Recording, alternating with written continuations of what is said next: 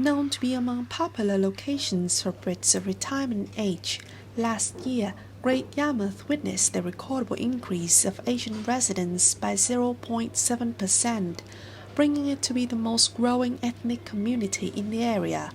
Though it hasn't been a significant presence as in crowded cities, the local integrity with Asians' traditions and culture has so far made noticeable progress.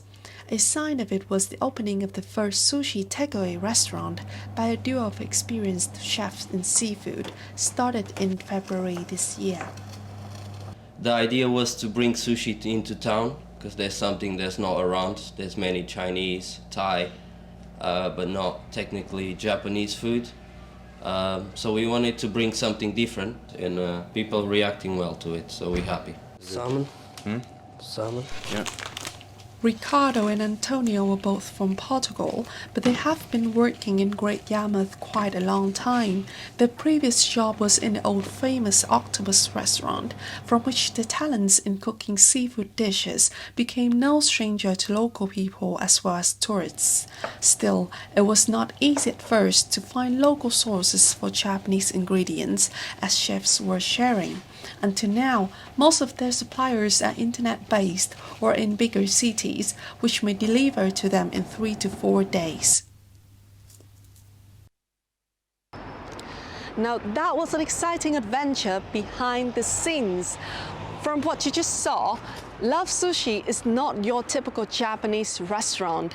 Chef Raphael and Chef Antonio, the dynamic duo of this culinary venture, are not of Asian descent themselves, but what they lack in heritage, they make up for with an overwhelming amount of love and passion for Japanese cuisine. Now, signing off from where the taste of Asia is being spread out, I will move to visit a famous art center in town to see if the Orient Wave is engaging with the local culture. We have our Outdoor Arts and Circus Festival every September. So the work that we do here, we're working with the community, which we've noticed over the years has changed and it's really diversified. With the emergence of Southeast Asian communities here. And what we've done is, reflecting in our program, we've tried to program artists from those communities. Recently we programmed Ichi from Japan, Galmay from Korea. By programming them, we hope to invite the communities to watch the performances and interact, and we always put on a host of workshops, community events, to kind of make the most and get the artists to really embed themselves in the community.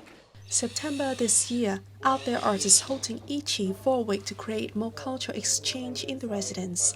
Besides inviting Asian artists, the cultural powerhouse has also opened a workshop of India's Diwali craft making and is planning for more Asia-related events in the future. With the rise of Asian communities here, we hope to represent them more in the work we do, because they're living here locally, and so we want them to feel a part of what we're creating, what we're making.